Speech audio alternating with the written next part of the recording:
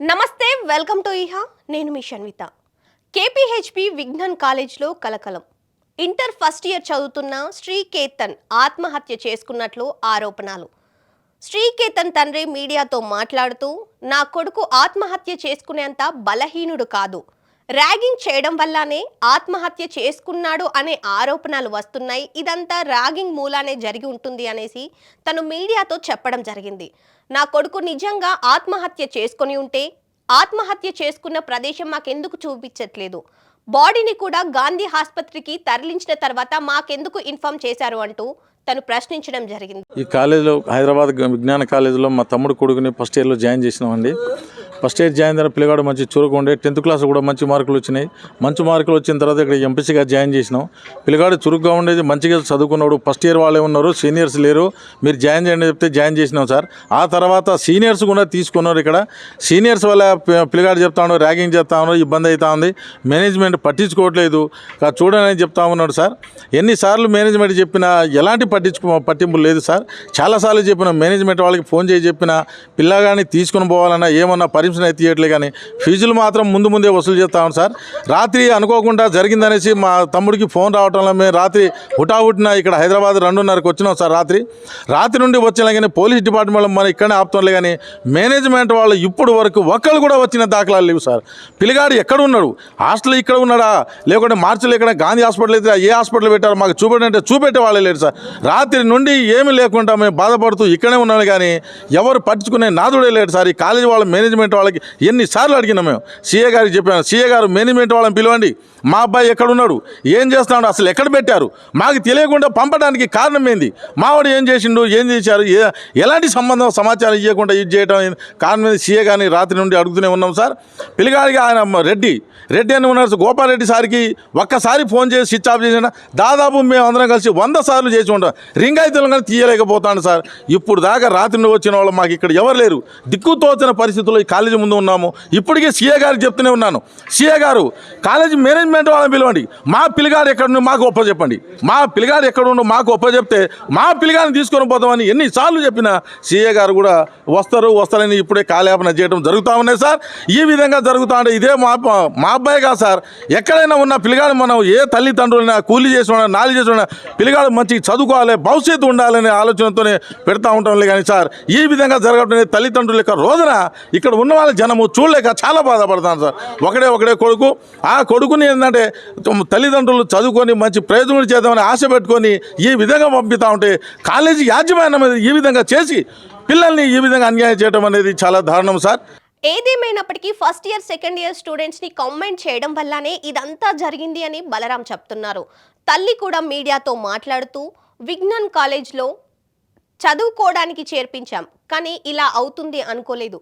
మేము ఎప్పుడైనా నా కొడుకుని చూడడానికి వచ్చినప్పుడు కూడా టీచర్స్ కానివ్వండి మా అబ్బాయితో మాట్లాడనిచ్చే వాళ్ళు కాదు. ఏదైనా మాట్లాడాలి అన్నా కూడా టీచర్స్ ఉన్నారు, లేదంటే సీనియర్స్ ఉన్నారు, లేదంటే తర్వాత మాట్లాడతాను అనే విధంగా శ్రీకేతన్ బిహేవ్ చేసేవాడు అని చెప్పుకొచ్చారు. అండ్ దాని తర్వాత కూడా రీసెంట్గా చనిపోయే 2 days 3 days ముందు కూడా తను కాల్ చేశారంట ఒకరోజు నైట్ తన తల్లికి. సో కాల్ చేసి, అమ్మ నాకు ఇక్కడ కరెక్ట్గా అనిపించట్లేదు, మీరు నా పైన ఎక్కువ ఇన్వెస్ట్ చేస్తున్నారంట, మనీ పరంగా నాకు వేస్ట్గా డబ్బులు పెడుతున్నారంట, సో ఇదంతా చెప్పి కూడా నాకు ఇక్కడ ఉండాలనిపించట్లేదు, ఇక్కడ నాకు సేఫ్టీ లేదు అనే విధంగా మాట్లాడినట్లు తల్లి చెప్పుకొచ్చింది. అదేవిధంగా ఏదో ప్రశ్నించగా ఇక్కడ అందరూ ఉన్నారు, నేను మళ్ళీ మాట్లాడతాను అని తను చెప్పడం జరిగినట్లు తెలుస్తుంది.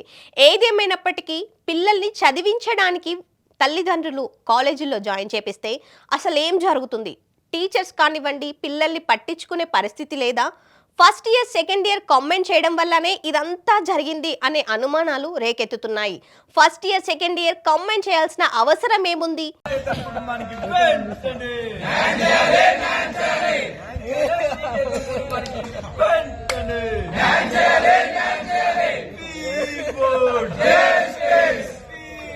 రూమ్ లో 3 members ఉంటారు, కొన్నిసార్లు నలుగురుండే అవకాశం కూడా ఉందని యాజమాన్యం చెప్పిందని తల్లి చెప్పుకొచ్చారు. ఒకసారి మీరే తల్లి మాటల్లో వినండి. సార్ ఆ కొడుకుని ఇంటర్ ఫస్ట్ ఇయర్లో ఇక్కడ జాయిన్ చేసినావు. జాయిన్ చేసినప్పుడు 120 మెంబర్స్ అన్నారు.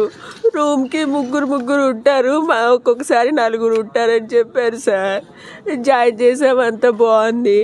తర్వాత వాడికి మేము వచ్చి చూస్తూనే ఉంటాము సార్, వాళ్ళకి కాల్ చేస్తూనే ఉంటాము, చెప్తూనే ఉంటాం సార్. మాకు ఏదైనా చెప్పండి సార్, ఏ ప్రాబ్లం ఉన్నా చెప్పండి, ఏదున్నా చెప్పండి, మేము వస్తాము, మాతో మాట్లాడించండి అని చెప్తూనే ఉంటాం సార్.